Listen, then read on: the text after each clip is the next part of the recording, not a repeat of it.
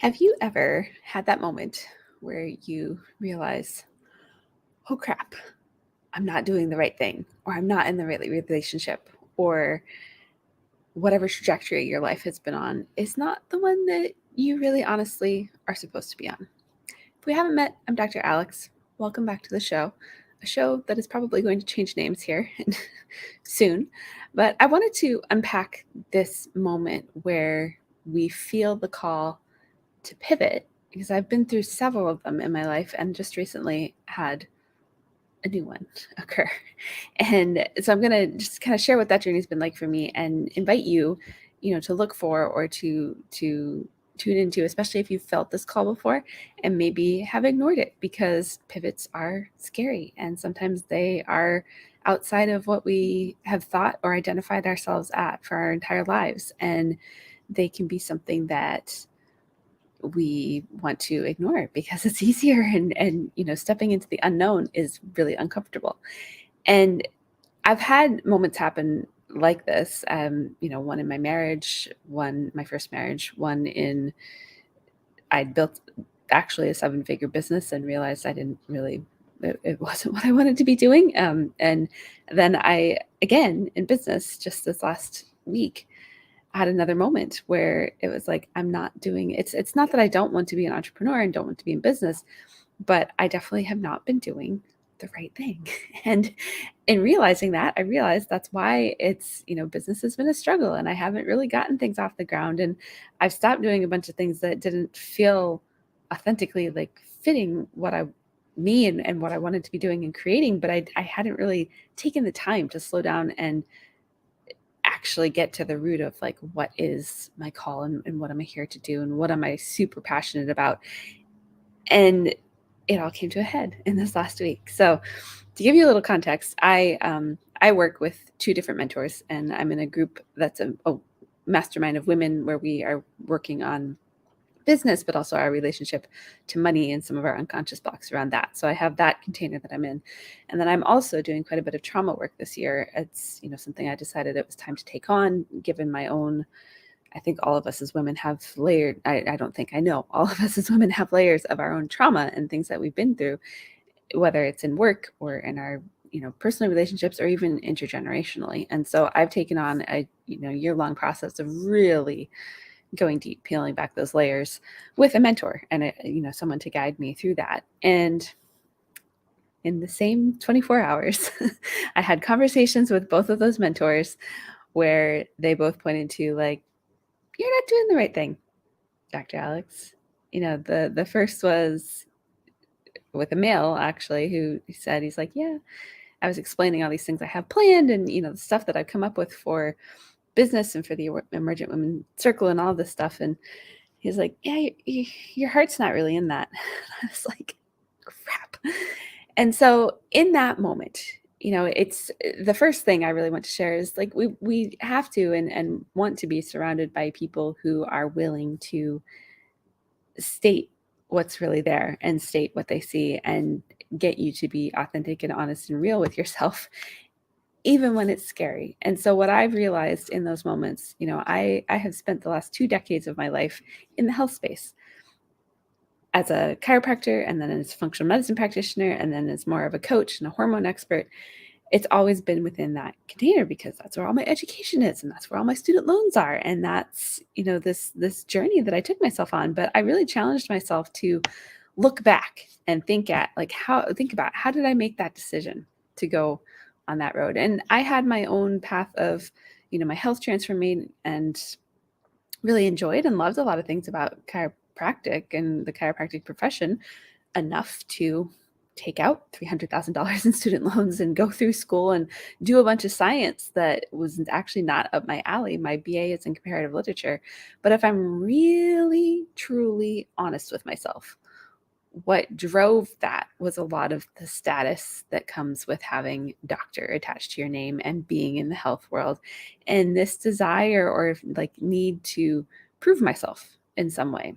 And it wasn't really actually fueled by a passion and love for health and healthcare and all of this. If anything, I am so burnt out on the entire healthcare system and all of that, especially after spending the last month with my mom and helping her navigate recovering from a broken pelvis and she has all kinds of stuff going on. And I've just gotten back from doing that. And I'm so fried with the whole thing. And it's like, I know a lot, and it's not always about what we know. Like, I know tons, and I've given talks recently where I'm almost like, holy crap, just by the depth and amount of knowledge that I've accumulated in my chiropractic degree, in mostly completing a PhD in integrative medicine, in just studying hormones and doing coaching certifications and all this stuff. But it's like, I've been driven by this need to prove something to someone. I don't even know who, myself, I guess.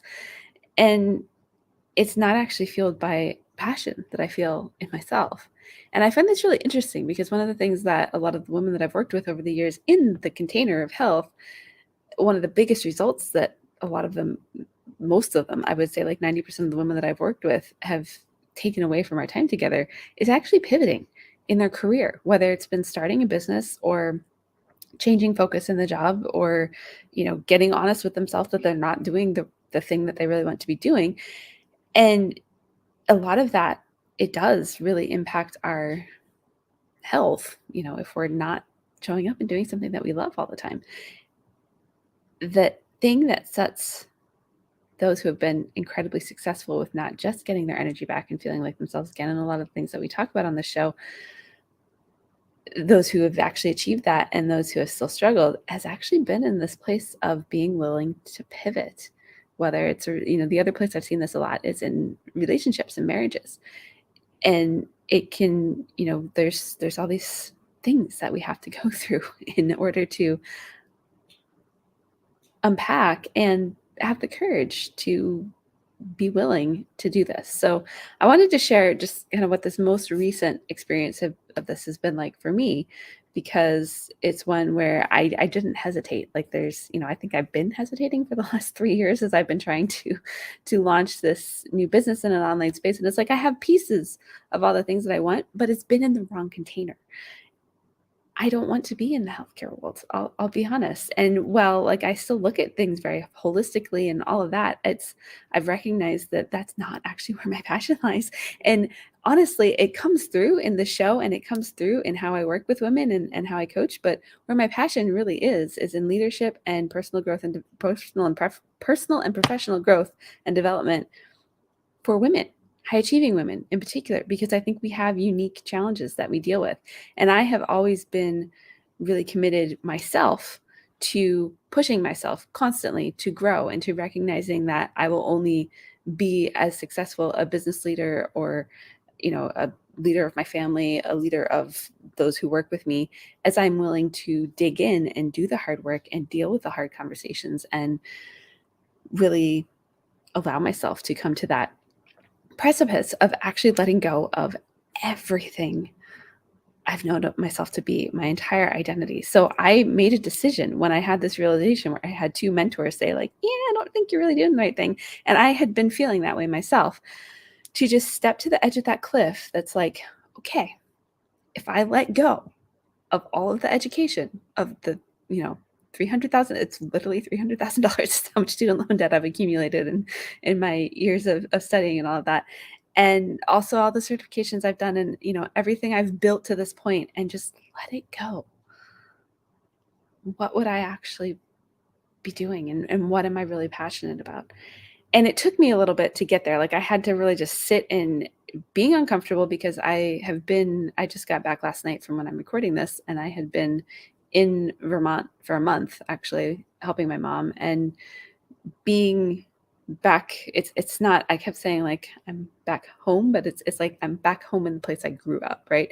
And being back in that environment, and, with those relationships with people who, I've lived in Alaska for 10 years, like 4,000 miles away. So I haven't seen that much of them.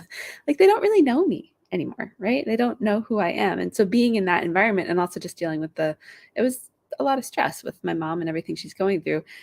My point with this is, it was not a time to be creative or to tap into like deep inner knowing of who I am. So I just allowed myself to sit in the uncomfortableness of it all. And like both my mom and being like, holy crap, I don't really want to be doing what I'm doing. And I also don't know what the next thing is or what that means or what I'm supposed to be doing. And so just sitting in that. And I honestly ate a lot of dairy-free ice cream. That's a side note. So, that's the first step is we have to be willing to come to the edge of that and just let go, let it all go. Whether you've identified, like been in the same career or marriage, honestly, like I think these things go hand in hand for 2 years, 5 years, decades. You have to be willing to just allow yourself to look out at, if I let go, what's possible. And so it wasn't until I was on the plane yesterday that I ended up having time to just sit and reconnect with myself. And it's funny because as soon as I was removed from all of the stress of being home, it was like, woo, floodgates are here and here we go. And so I allowed myself to just journal and, not look for any other input or anything else. And what I got really clear on is my passion and zone of genius has really always been around leadership and personal growth and development. Like I get so fired up about that. I did tons of it in my 20s. When I was in school, I helped lead and organize retreats and things for other students that was all geared around this. I was given the Leadership and Entrepreneurship Award by my graduating class who actually didn't know me that well. I thought, but apparently they knew me better than I knew myself. So, allowing myself to just step into that, okay, if I let go of the health container and pivot into this place of leadership, which honestly still includes some health, but that's not the big thing, right? So I'm super excited about this. You can probably tell by just hearing me. And that's been the thing that's been missing is, me actually being honestly excited and like fired up about the things that I'm doing. It's not that, and those of you that listen to this who are currently working with me or have worked with me in the past, it's not that I don't love you or that I don't appreciate the journeys that we've been on together or that I'm not going to be here for you until, we complete in whatever way that feels good for both of us.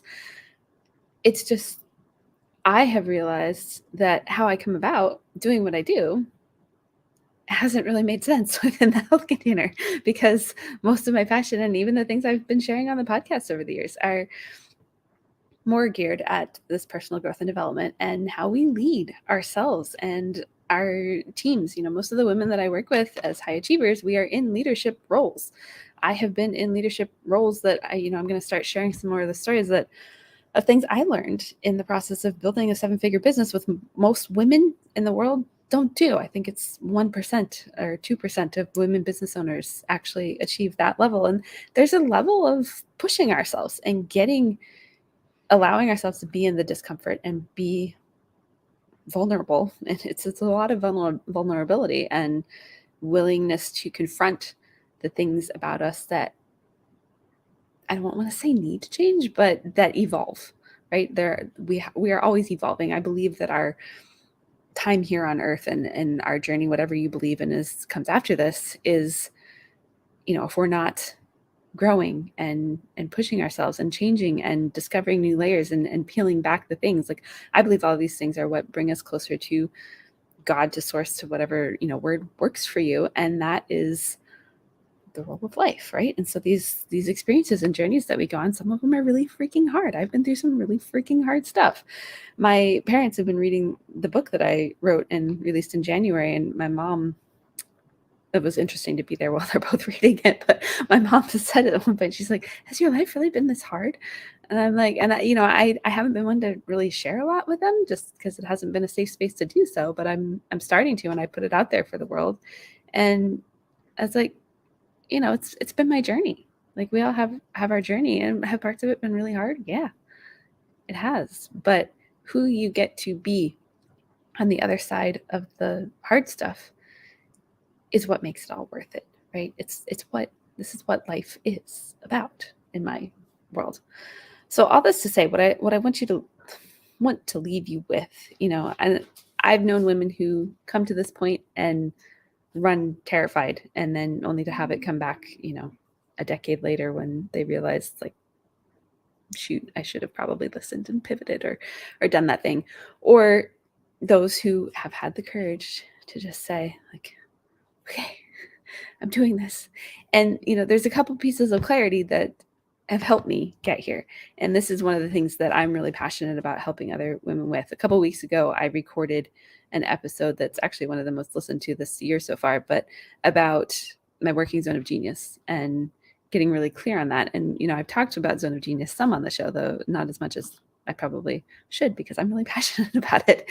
So, I'm in this place where I got really clear on what my working zone of genius was. And there's a book and an assessment and a podcast, and I'll put links to all that in the show notes, but you can literally look up working genius and you'll find all of the stuff. But it was the first thing that really helped me understand zone of genius. And it was something that had helped me realize that I've done most of my career in not my zone of genius. I've never had permission to be there.